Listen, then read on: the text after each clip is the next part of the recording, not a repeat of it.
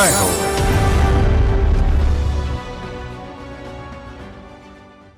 నమస్కారం.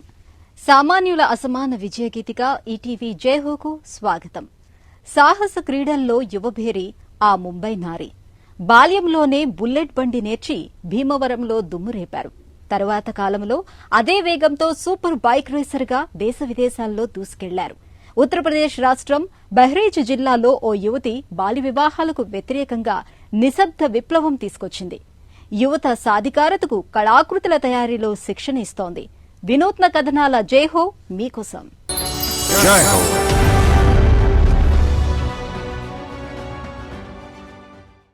సాహసాలను ప్రేమించే ఆమె ప్రతీక్ష ఉండేది ముంబైలో.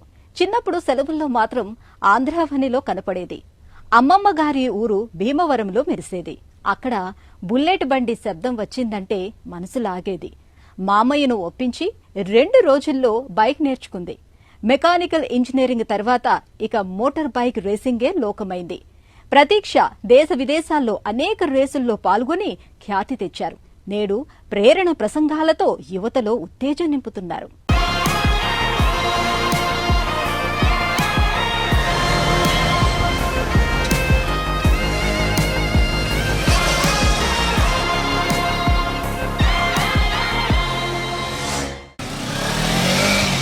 డుగుడుగుమంటూ వెళ్లే బుల్లెట్ బండి శబ్దాన్ని ఇష్టపడిన ఓ అమ్మాయి అదే బుల్లెట్ నేర్చుకుని ఫైనల్ గా బైక్ రేసర్ గా మారింది.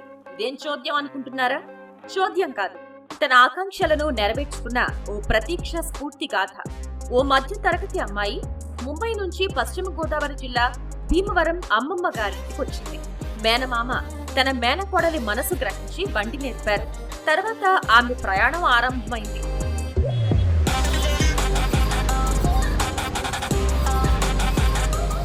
బచ్పన్ సే मैं बहुत ही ज्यादा एक्टिव किड रही हूँ. బాల్యంలో నేను ఎంతో చురుగ్గా ఉండేదాన్ని. 10వ తరగతిలో 90% మార్కులతో చదువులో రాణించాను. సృజనాత్మక పోటీల అంశంలోకి వస్తే డాన్స్ నేర్చుకున్నాను. క్రీడలంటే ఆసక్తి, అభిరుచి. నేనేదైనా సాధించాలనుకుంటే అమ్మ నన్నెప్పుడూ వద్దనలేదు. బైకింగ్ చిన్నప్పుడే నేర్చాను. बाइकिंग की भी शुरुआत होती है जब मैं 8th स्टैंडर्ड में थी. ప్రతీక్ష దాస్ పుట్టింది పెరిగింది ముంబై. ఆమె మాతృమూర్తి శారదా స్వస్థలం పశ్చిమ గోదావరి జిల్లా భీమవరం. సెలవుల్లో తరచూ కలుస్తూ పుట్టిన గడ్డతో ఆమె అనుబంధం కొనసాగిస్తున్నారు. ఆమెతో కుమార్తె ప్రతీక్ష కూడా వచ్చేది.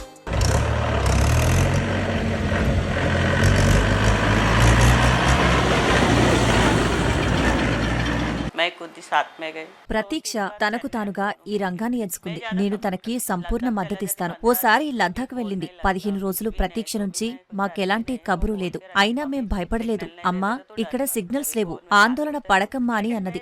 ఆందోళన ఎన్నడూ లేదు. మగపిల్లలు ఆడపిల్లలు అన్న తేడా వద్దు. పిల్లలెవరైనా సరే వారికి పూర్తి మద్దతివ్వాలి. ప్రతీక్షకు మోటార్ వాహనాలు, యంత్రాలంటే ఇష్టం నానాటికి పెరిగిపోతుంది.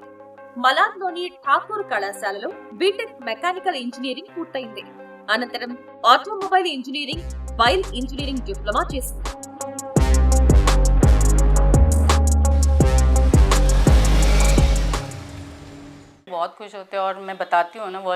మా సోదరి మరింత ముందుకు వెళ్లాలనుకుంటోంది.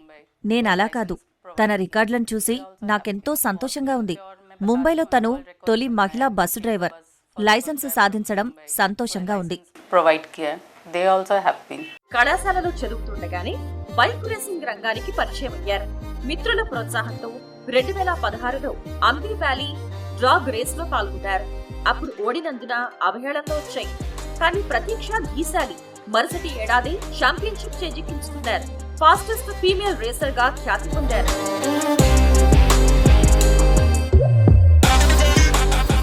ट्रोलिंग भी फेस करना पड़ा वो टाइम पे. అమ్మాయి బైక్ రేసింగ్ చేస్తుందా? జనాల్లో సహజంగానే ఓ చిన్న చూపు. ఈ క్రమంలో నాకు చాలా అవహేళనలు ఎదురయ్యాయి.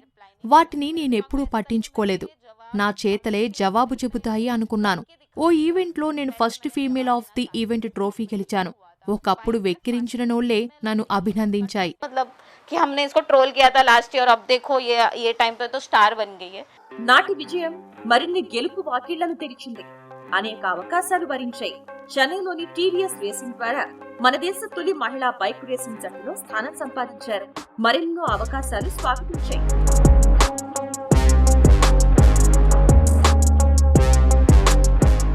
मैंने तो पहला जो रेस किया था वो 2016 में ही था। నా మొదటి బైక్ రేస్ 2016లో అంబే వ్యాలీలో quarter mile drag race. Federation of motor clubs of India FMSCI నిర్వహించే 3 లీగలర్ రేస్ ట్రాక్లు మనకు ఉన్నాయి. మన దేశ మొదటి బైక్ రేసింగ్ జట్టు ఏర్పడినప్పుడు నేను సెలక్షన్స్లో పాల్గొన్నాను. అందులో పాల్గొన్న 60-65 మంది బాలికలతో పోటీపడ్డాను. ఎంపికైన 15 మందిలో నేనున్నాను. అందులో నా తొలి ఛాంపియన్షిప్ ట్రోఫీ గెలిచాను. ఫస్ట్ రేస్ में मुझे ट्रॉफी भी आ गया था। గత కొన్నేళ్లుగా ప్రతీక్ష డ్రాగ్ రేసులను తన పోటీని కొనసాగించారు. భారీ వాహనాలు నడపాలన్న కళ నెరవేర్చుకున్నారు. లింగ వివక్ష కారణంతో తొలుత డ్రైవింగ్ స్కూళ్లలో తిరస్కారాలే ఎదురయ్యాయి. ఎంతో ప్రయత్నించాక ముంబైలో బస్ డ్రైవింగ్ నేర్చుకున్నారు. Brihan Mumbai electric supply and transport best లో డ్రైవింగ్ స్కూల్లో అవకాశం అందించుకున్నారు. డ్రైవింగ్ నేర్చి బస్ నడిపారు. ఆర్టీఓ కావాలి అన్న తన కళ నెరవేర్చుకునేందుకు హెవీ వెహికల్ డ్రైవింగ్ లైసెన్స్ సాధించారు. ప్రస్తుతం ప్రేరణ ఉపన్యాసాలతో యువతరానికి బైక్ రేసింగ్, మోటార్ రంగం మీద ఆసక్తి పెంచుకున్నారు.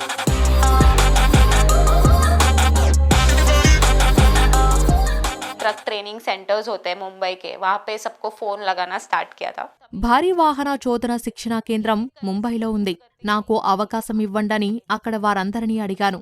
అయితే సంబంధిత అధికారి నా అభ్యర్థనను తిరస్కరించారు. విసుగు లేకుండా 1.5 ఏళ్లు యత్నించాను. అప్పుడు BSD నాకు శిక్షణ ఇవ్వటానికి ఒప్పుకుంది. 2 రోజుల తర్వాత శిక్షణ ఆరంభమైంది. అది 30 రోజుల శిక్షణ. పొద్దున్నే 5 గంటలకే ట్రైనింగ్ और सुबह 5 बजे तुझे आना पड़ेगा and with in 2 days training है वो स्टार्ट हो गया था। ప్రతీక్ష మరిన్ని విజయాలతో దూసుకు వెళ్లారు. 9 రకాల లైసెన్సులు సాధించి దేశ విదేశాల్లో సాగిన మోటార్ సైకిల్ యాత్రల్లో పాల్గొన్నారు. మన దేశం నుంచి సింగపూర్ కు బైక్ యాత్ర చేసిన అతి పిన్న వయస్సున్న అమ్మాయిగా ఖ్యాతి దక్కింది. అలాగూ కజాలే ప్రపంచంలోనే అత్యంత ఎత్తైన ప్రదేశంలో ఈవీ ఛార్జింగ్ స్టేషన్ ఏర్పాటులో ముఖ్య భూమిక పోషించారు. उसमें मैंने Thailand, Malaysia, Singapore and Sri Lanka cover किया था। నేను రేసింగ్లో సరిహద్దులు దాటి థాయిలాండ్, మలేషియా, సింగపూర్, శ్రీలంక దేశాలకు వెళ్లాను. ఇలా బైక్పై యాత్రలకు వెళ్లాలంటే అనేక అనుమతులు తీసుకోవాలి. కానీ వచ్చే అనుభూతి మాత్రం ఓ బహుమతే అనుకోవాలి. అంతర్జాతీయ సరిహద్దులు దాటి మన దేశ బైక్ను తీసుకెళ్లడం గర్వకారణంగా ఉంది. దాదాపు దేశంలో అన్ని ప్రాంతాలకు వెళ్లాను. और साथ ही साथ मैं बॉर्डर्स जो है वो अपने एक्सपांड करती जाऊं। ప్రతీక్ష 2023లో TVS బైక్ టెస్ట్ రన్ కోసం థాయిలాండ్ వెళ్లిన యాత్రా బృందంలో చేరారు. 2 యాత్రల్లో పాల్గొని 2 పర్యాయాలు ఛాంపియన్ అయ్యారు. ఫాస్టెస్ట్ వీక్ డ్రాగ్ రేసులో పాల్గొని ఫాస్టెస్ట్ ఫీమేల్ రేసర్ గా ఖ్యాతి పొందారు.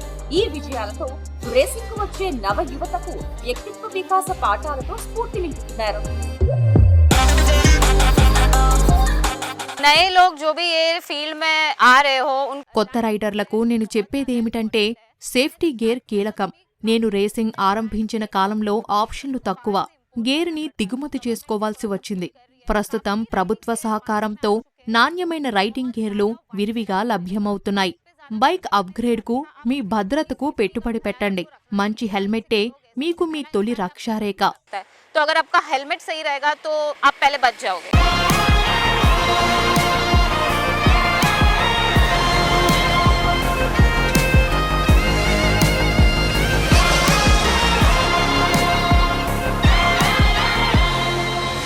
తన చరిత్ర తానే రాసుకున్న రచన. ఆమె తనను తాను తీర్చిదిద్దుకున్న స్వీయ రచన. 10వ తరగతి కాగానే ఇంట్లో పెళ్లి ప్రస్తావన తెచ్చారు. సమయ స్ఫూర్తితో కాస్త సమయం అడిగింది. గ్రామీణ వికాసం కోసం పనిచేస్తున్న ఆగాఖాన్ ఫౌండేషన్ సూచనతో రచన గోధుమ కాండముతో బెహ్రేత్ సంప్రదాయ కళాకృతుల తయారీ నేర్చుకుంది. గ్రామీణ యువతుల్లో చైతన్యం తెచ్చారు. హస్తకళల్లో శిక్షణ ఇచ్చి వారి జీవితాలకు వెలుగయ్యారు.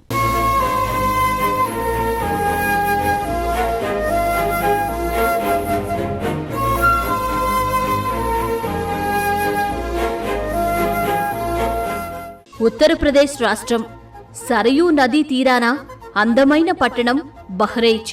అక్కడికి 23 కిలోమీటర్ల దూరంలో చిత్తన్ పూర్వ అనే పల్లెలో ఓ పేదింటి యువతి రచనకుమారి మరో చరిత్ర రాసింది.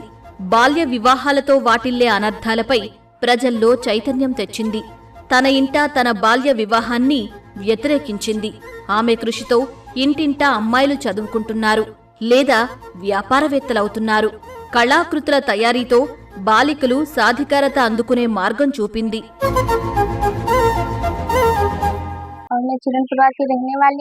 నేను రచన కుమారి. మాది చిత్తన్ పూర్వ గ్రామం. నేనెక్కువగా ఇంట్లోనే ఉండేదాన్ని. ఇంటర్ పూర్తయింది. అయినా గ్రామాల్లో అమ్మాయిలు స్వేచ్ఛగా బయటకు అడుగు పెట్టలేని దుస్థితి ఉండేది. ఓ రోజు ఓ స్వచ్ఛంద సంస్థ ప్రతినిధులు హస్తకళల్లో శిక్షణ ఇస్తామని వచ్చారు. నేను నా పేరు నమోదు చేయించాను. అదో సదవకాశంగా భావించాను. మీరు చేరండి, మీ సమస్యలు తీరుస్తామన్నారు. మరో ఆలోచన లేకుండా చేరాను. చిత్తన్ పూర్వ గ్రామవాసి రచనను ఆగాఖాన్ ఫౌండేషన్ కార్యక్రమాలకు ఆకర్షించాయి. విద్యా నైపుణ్యాభివృద్ధితో గ్రామీణ బాలికల సాధికారతకు కృషి చేస్తున్న ఆ స్వచ్ఛంద సంస్థ ఆశయాలు నచ్చాయి. తమ గ్రామంలో ఎందరో బాలికలు ఆర్థిక కారణాలతోనే చదువు మానేశారని తెలుసుకుని తల్లడిల్లింది. తండ్రికి తొలుత రచన ఆశయాలు, ఆకాంక్షలు నచ్చలేదు. పెళ్లి చేసుకోవాలని కోరారు. అయితే జీవితంలో స్థిరపడకముందే ఏదైనా సాధించాలన్న తన ఆశయాన్ని చెప్పి తల్లిని ఒప్పించింది.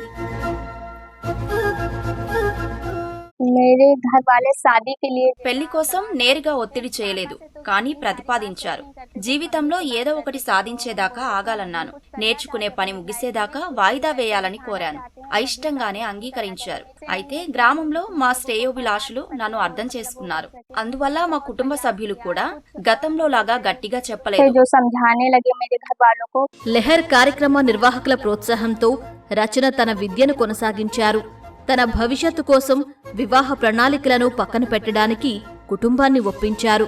గోధుమ మొక్కతో సంక్లిష్ట కళాకృతుల తయారీని నేర్చుకున్నారు. రచన జీవితాన్ని తానే రాసుకున్నారు, తీర్చిదిద్దుకున్నారు. 5 తోబుట్టువులలో పెద్ద కుమార్తెగా ముందుగా పెళ్లి చేసుకోవాలని ఓ దశలో ఎంతో ఒత్తిడి వచ్చింది. కాని ఆమె సరైన సమయంలో సరైన నిర్ణయం తీసుకున్నారు. 4 క్రితం అంటే 2021లో నాకు ఈ పెయింటింగ్ పరిచయమైంది. గోధుమ కాండాలతో ఇంత మనోహర కళాకృతిని సృష్టించడమా? నమ్మలేకపోయాను. 8 రోజుల శిక్షణా సమావేశానికి హాజరై ప్రత్యక్షంగా చూశాను. కొన్ని సాంకేతికతలు తెలుసుకోవడానికి ఈ సమావేశం పనికొచ్చింది. అనంతరం 10 రోజుల అడ్వాన్స్డ్ ట్రైనింగ్ పూర్తయింది. కొన్ని రోజులు పెయింటింగ్స్ వేశాను. 2021లో ఒక జిల్లా ఒక ఉత్పత్తి అనే నినాద స్ఫూర్తితో రచన మరో 10 మంది అమ్మాయిలకు గోధుమ మొక్క కాండాన్ని నల్ల కాన్వాస్ పై కళాకృతులుగా మలిచే వీట్ స్టాక్ పెయింటింగ్ ను పరిచయం చేశారు. గోధుమ మొక్క కాండాన్ని ముక్కలు చేసి అందమైన కళాకృతులుగా తయారు చేయటం ఎంతో కష్టమని తొలుత భావించారు. కాని ఆగాఖాన్ ఫౌండేషన్ సంస్థ రాష్ట్ర స్థాయి శిక్షకులను రప్పించింది. రచనకు इसके लिए प्रोत्साहित किया गया. రచనకు ఈ సృజనాత్మక కళను పరిచయం చేశారు. ఆమెతో సహా నేర్చుకునే బాలికల సంఖ్య 10కి పెరిగింది. వీరికి ప్రాథమిక అంశాల్లో శిక్షణ ఇచ్చారు. ఇందుకోసం యూనస్ అనే కళాకారుణ్ణి సంస్థ నియమించింది. తొలిదశ శిక్షణ తర్వాత మరింత ఆసక్తితో శిక్షణను కొనసాగించింది. సంక్లిష్ట డిజైన్ల కోసం అధునాతన కోర్సు చేసింది. ఆ అవకాశంతో రచన నైపుణ్యాలను నేర్చుకుంది. నిరంతర శిక్షణా కార్యక్రమాలు ఆమెలో ఆత్మవిశ్వాసాన్ని పెంచాయి. నిత్య శిక్షణ పొందుతూనే కొత్త సాంకేతికతలు నేర్చింది.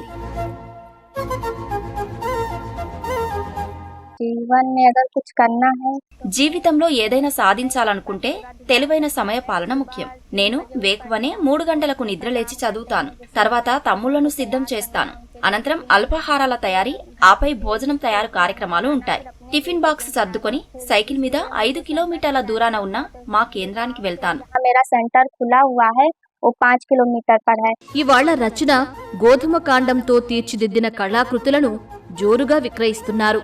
ఆమె దుకాణం వ్యాపార ఉపాధి అవకాశాల కేంద్రంగా మారింది. గడిచిన కొద్ది నెలల్లోనే 200కు పైగా కళాఖండాలు విక్రయమయ్యాయి. తాను వెలగాలి, ఇతరులకు వెలుగు కావాలి. ఇదే సూత్రంతో తన వ్యాపారాభివృద్ధికి కృషి చేస్తూనే పేదింటి అమ్మాయిలకు ఉపాధి చూపుతోంది. ప్రస్తుతం తన కార్యశాలలో పని నేర్చుకుంటున్న వారి సంఖ్య 20. ఈ సంఖ్య క్రమంగా పెరుగుతోంది.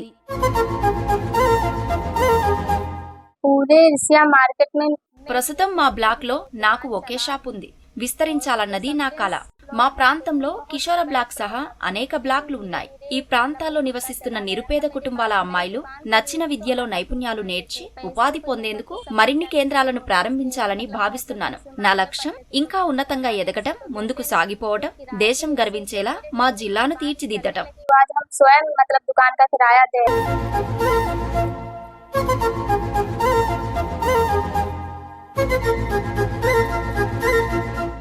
సాహస క్రీడలను ప్రేమించే యువతకు ప్రేరణ, ప్రతీక్ష.